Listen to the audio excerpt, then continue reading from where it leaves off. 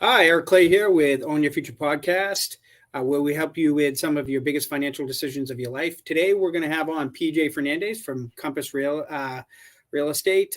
He is a former state trooper, so for all my law enforcement friends, I'm sure you'll be glad to hear from him. So please welcome PJ Fernandes. How you doing, everybody? PJ Fernandes, Gilman Grove of Compass. How you doing? Doing well. So PJ, tell everybody a little bit about yourself, what you do, and how to get in touch with you. So I'm working mostly in the Plymouth area. Born and raised in the Plymouth Carver area. Currently live in Bridgewater. Been doing real estate in the area. Very familiar with the area. Like to help out anybody that's looking. We deal with first-time home buyers, long-time home buyers. Basically, want to give people that experience that's a little bit different than every other real estate agent out there.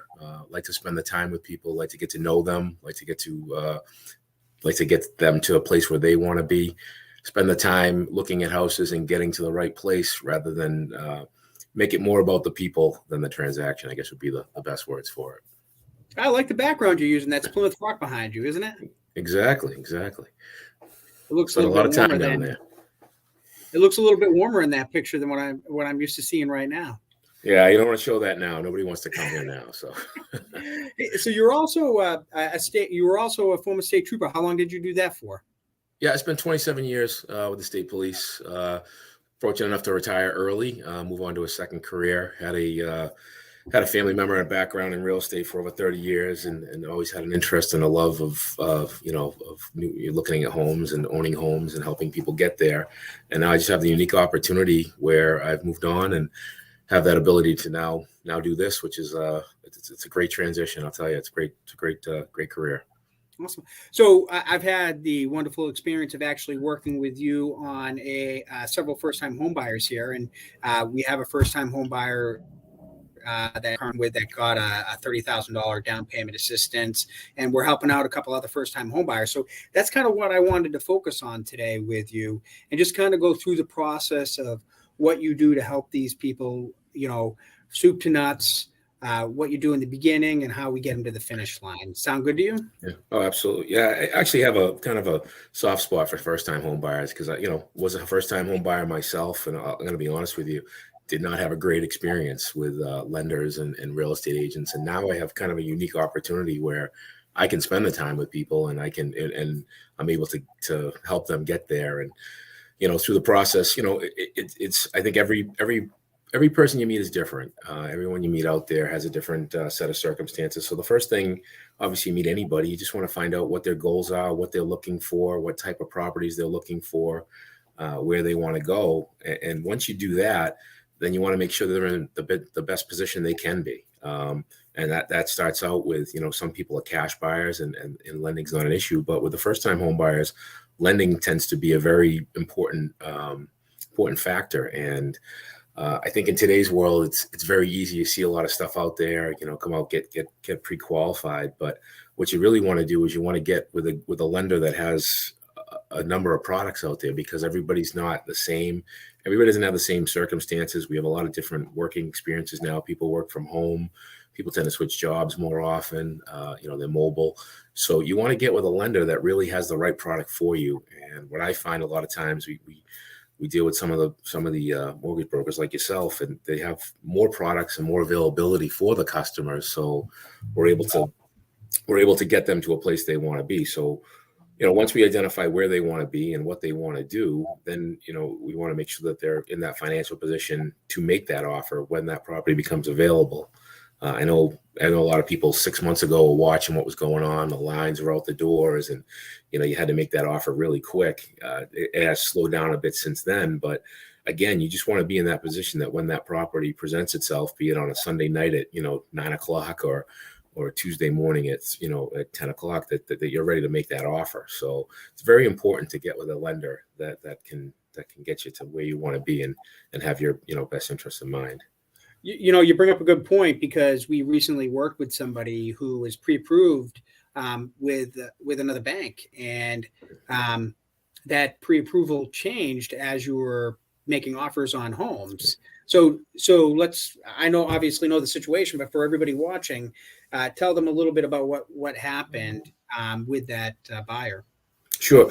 I mean, just to get in general, we had a pre-approval letter from the bank, and it looked like it was updated quite recently. We made an offer, and then through some research, found out that the amount that he was approved for really wasn't the same.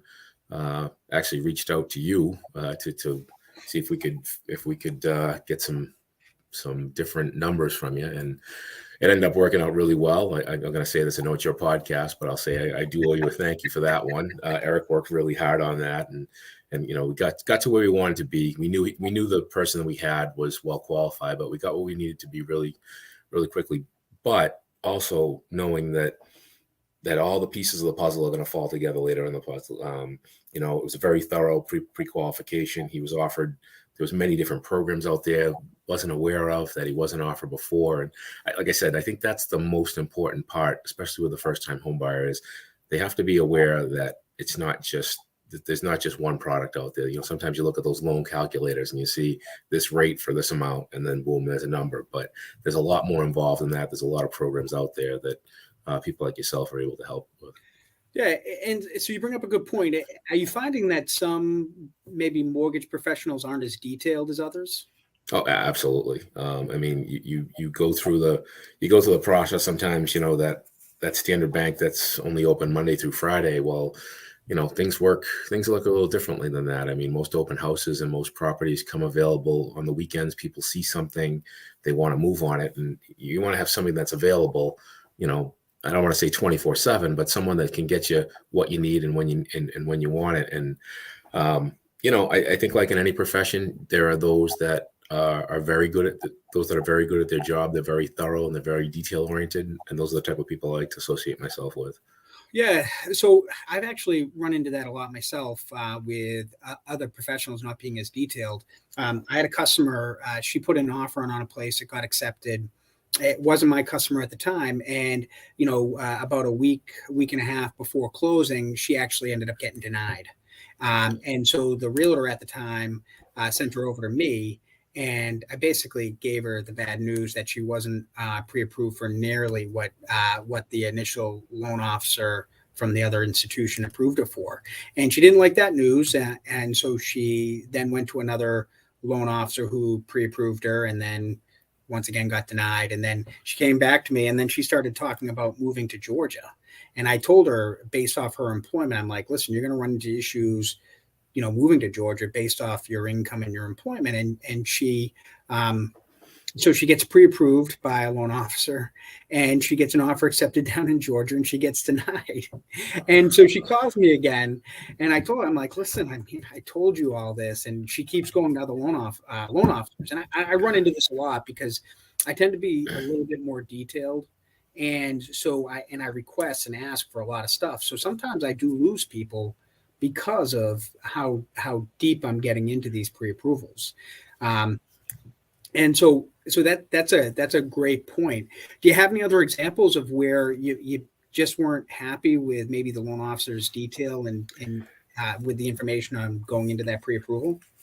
Yeah, well, I don't want to get too specific, but I think mainly what you find is that it's very easy to get pre-approved out there. I think you can go out and you can get we can go online and get pre-approved with something and come off with something. But in any real estate transaction, especially a home, it's a big transaction, and there's a lot of steps that go along. So you really want to find the person. And sometimes it's found through trial and error, kind of like what you were talking about, where people want to go somewhere else because it seems like it's easier. But at the end of the day, if you put the work in and you get the right person who is detail oriented, that transaction is going to be a lot easier as it moves along, and it's going to help you in the long run. And I think that's the most important part. Is I've always said this in life. I mean, I'm not an expert on anything, but what I do know is I do know the right people to go to. And when you know the right people to go to, that makes the experience easier, that makes the process easier, and then it makes it easier for you, which ultimately that's what we want to do. So you heard that from a guy who specializes in first-time home buyers. People out there, get yourself a loan officer who is detailed. Don't go with somebody who is just saying it's easy. and make sure you get that information up front. Smooth your bumps out before you actually find a house and get an offer accepted.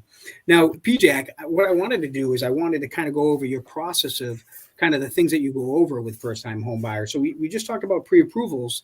What after the pre-approval, what's the next step, or what do you go over with them and tell them to prepare for? Yeah, so I mean, once we get pre-approved, then the fun part starts. I think you get to go out and you get to look at homes, you get to see things, you get to see maybe what you want, what you see online and what you see in reality maybe are two different things. But so you get to go out there and look at those houses and get involved, and then obviously becomes the offer when you're going to make an offer to someone. That can be challenging sometimes. I mean, you make an offer and going back and forth, and you're trying to negotiate price, and when you finally do that, you can agree upon something. A lot of first-time home buyers at that point, we've been pre-approved, we've done that, but then we get into the stage where their offer gets accepted. Very exciting day. It's a good step. It's just a step. It's a great step, but it's a good step along the process. But then the next step goes into going to that purchase and sale agreement, where now you want to make sure that you have a lawyer. I know a lot of first-time home buyers don't even know. They're like, why do I need a lawyer? And again, that comes down to getting the right experts, looking at the right stuff, making sure that your best interests are covered, because that's what we're here for, to make sure that you get the best deal. And then after that between that period of the offer and the purchase and sale, we have things like the home inspection. Very important, very, very important part. And I think a lot of people back, when things were I'll just say different. That a lot of people were surpassing the home inspections. It's a very important part to buying a home. That's where you find out, what type of property you're buying, the things that, need some things that might need some instant attention, some things that maybe, that we can get later. But before you get to that purchase and sale, you want to make sure you have a good home inspection on that house and make sure that it's a solid property. Because again, for most people, this is the biggest investment they're ever going to make. At that stage in their life. So that's awesome. So you covered a ton of stuff there. So for those people, recap, he talked about negotiation, getting an offer accepted, home inspection, then purchase and sale, and then getting a good attorney. One of the things I wanted to dial back to is the negotiation. Well, actually a little bit before that. So a lot of times you're putting offers in on places, but you're not always getting the first offer accepted. Is that correct? That's true. I mean, if you're familiar with the process, if you're selling a house, sometimes there's multiple offers. Sometimes as a buyer, you're putting multiple offers in and they're not getting accepted.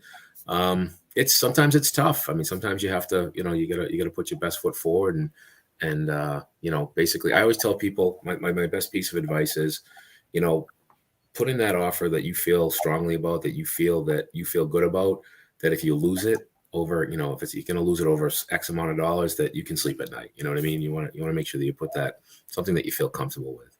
Yeah.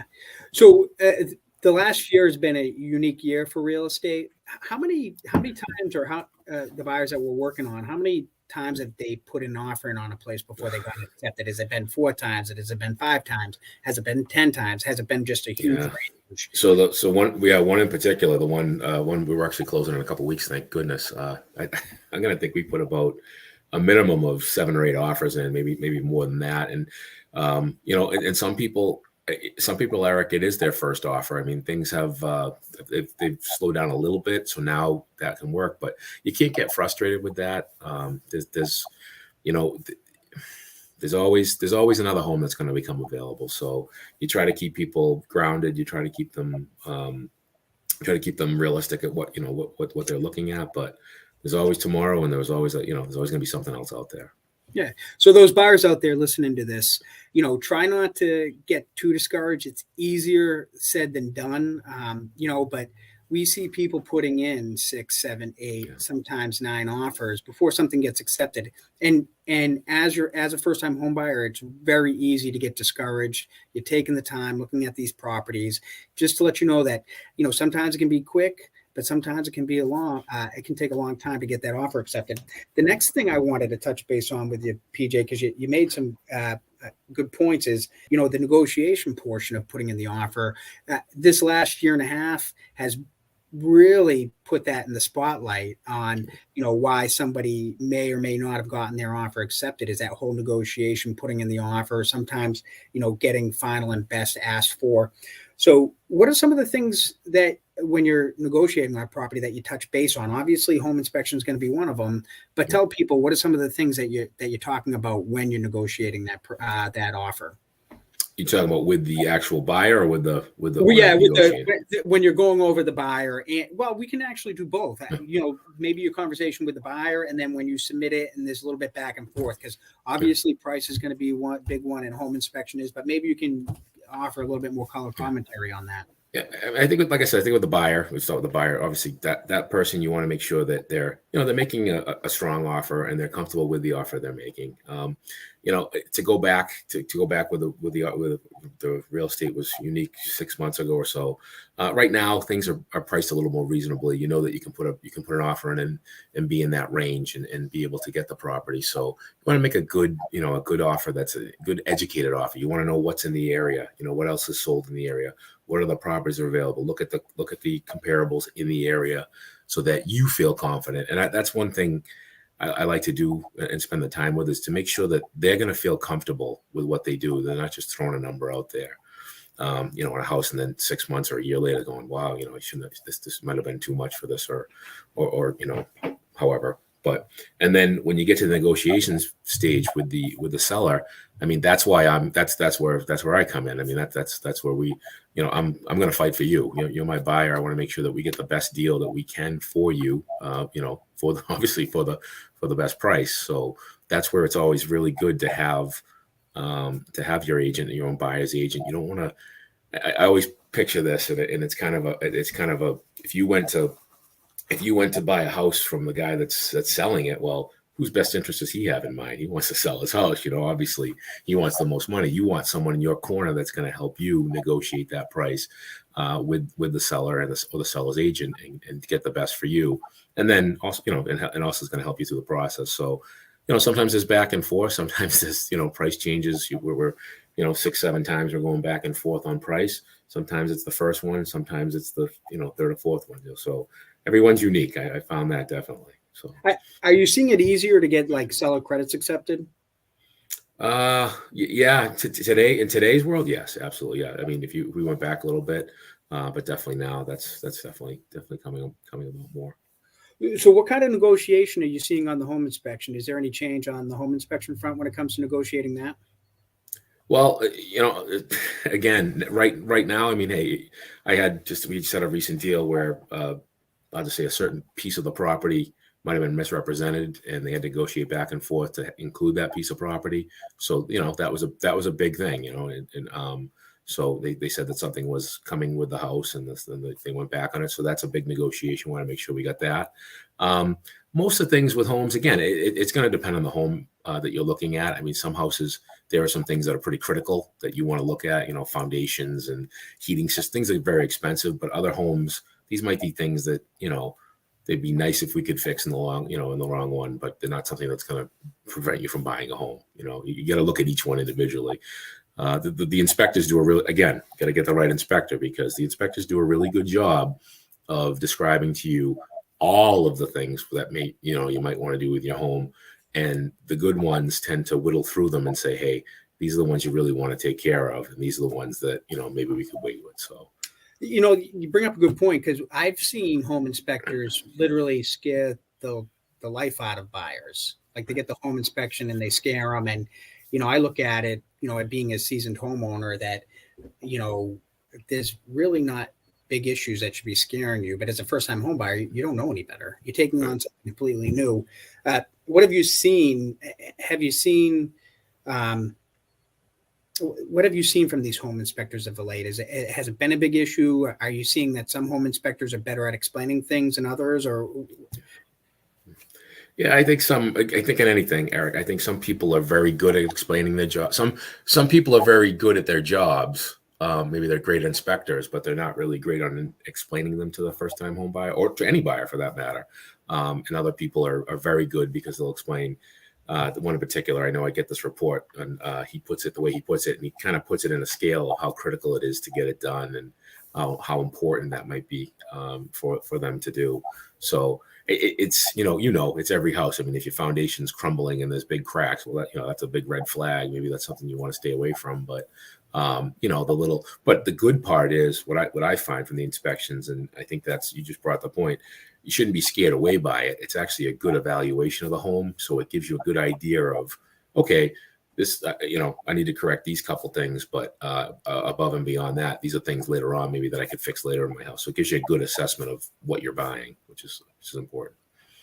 Absolutely. I remember when I bought my place, I got the home inspection. There was definitely some issues that needed to be addressed, but they weren't anything where I was going to walk away from the deal or nickel and dime the seller on. That you'll find some people who will use a home inspection to try to nickel and dime the seller down. That was harder this last year or so. It was harder to do, but I remember that I really used the home inspection to make the determination on whether or not it was just too much for me to handle, and it wasn't that significant. But there are other inspections that go along other than just a regular home inspection, correct?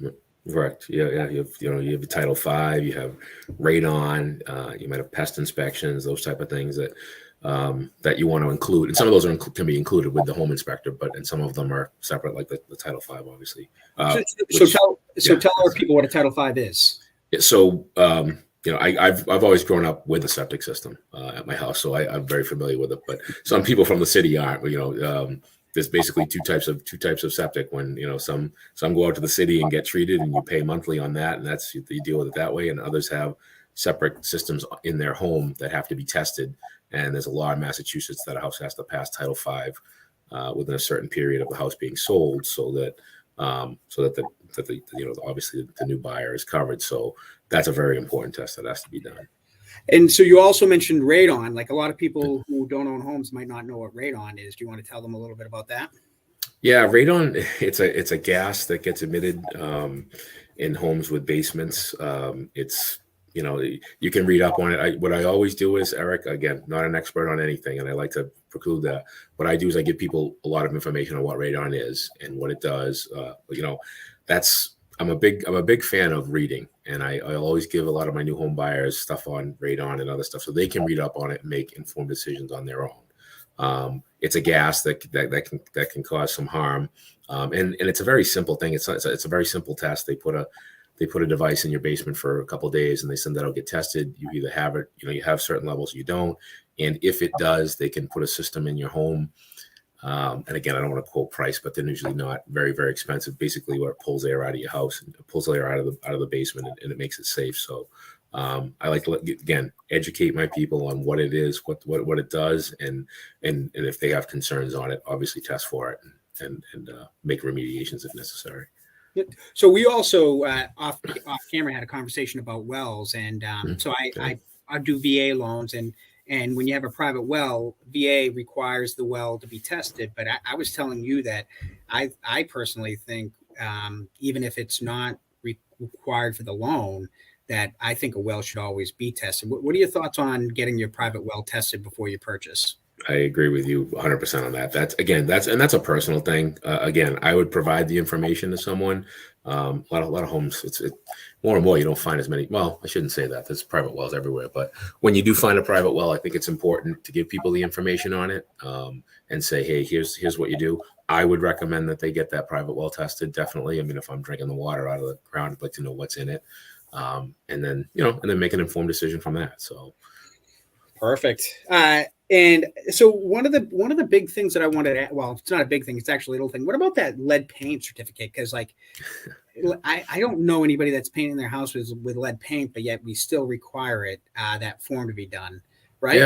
Yeah, it's still required. It's required on all homes. Again, that's actually a state requirement, Eric. So that's something that, it's not something I recommend. It's something that has to be done. There is I want to say probably a 10-page document that you have to give everybody. Read through it, explain it. I mean, it's a little bit to digest. Lead paint generally is not used today. I think in very, very minimally, there are still some cases, but not in residential homes anymore. But something to be aware of, especially with small children. It's very, very important. So again, provide all the information. It's a mass law that we have to do. We have to do that. Both the seller, the buyer, and both agents have to sign that form. That's a very important form to be signed, and make sure that they understand it. So that's something that never gets passed over.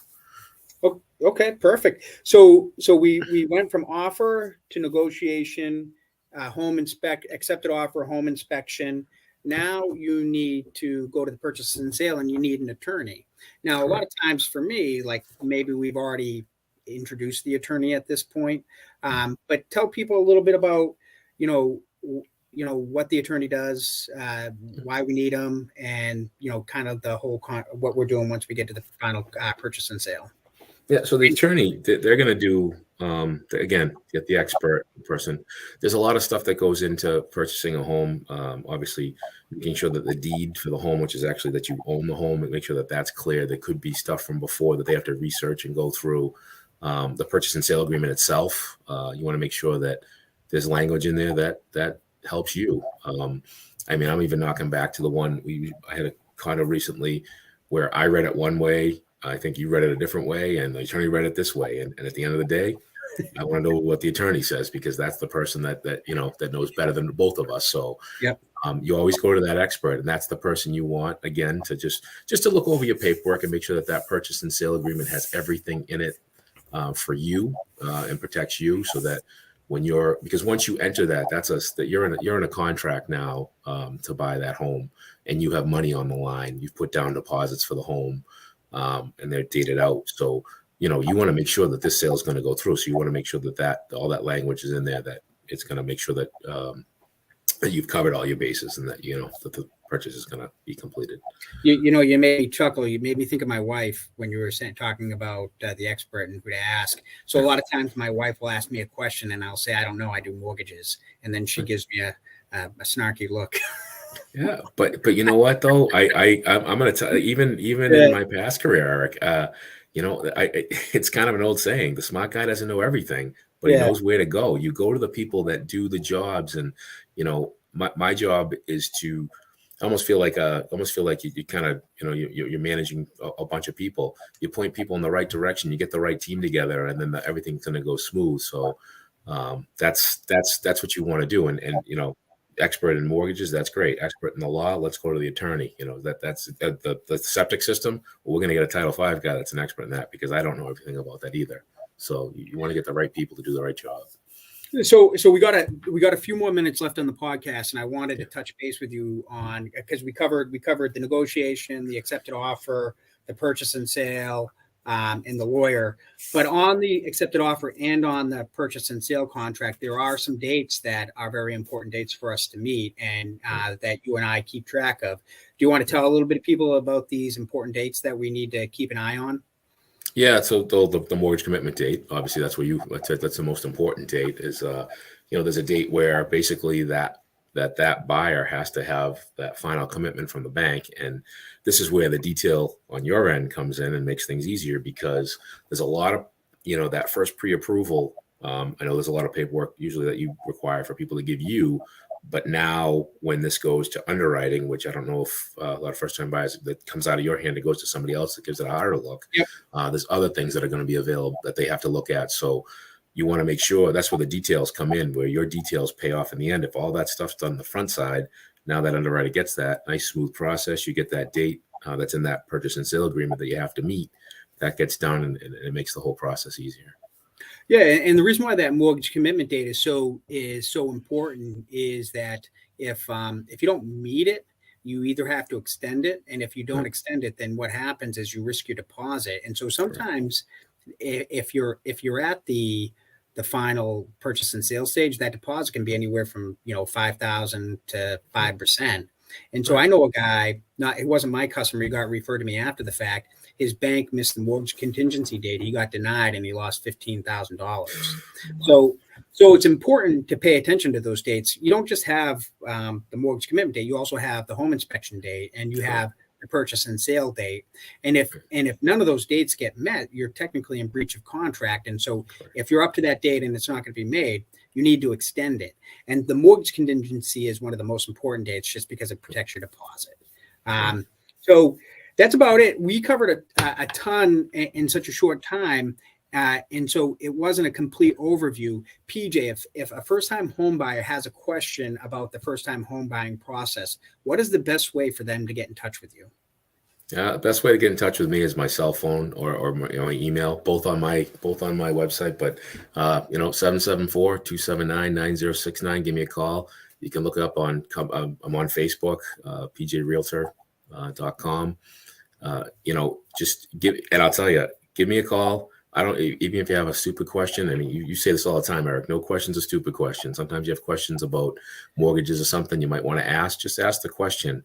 Again, and I'll say this, calling someone up and asking a question doesn't mean, we have to do business together or, we're locked in, which we're here to provide a service. And I look at it this way as I like to provide a comfortable service to people. I like to give them the best information that I can. And if I don't know the answer, I'm going to find out for you. Because this process for anyone, first home buyers in particular, it's a big process. It's something that they don't know. There's a lot of unknowns in it. And we're here to clear up all the air and make it easy for you. So definitely reach out. And if there's anything I can help you with, please let me know. Awesome. So first-time home buyers, if you have questions or want more detail about the process, reach out to PJ. Thank you for watching this episode. Remember to like, share, and do all the other social media stuff that you're supposed to do so that people see my videos. This is Own Your Future podcast, and we'll see you next week. All right.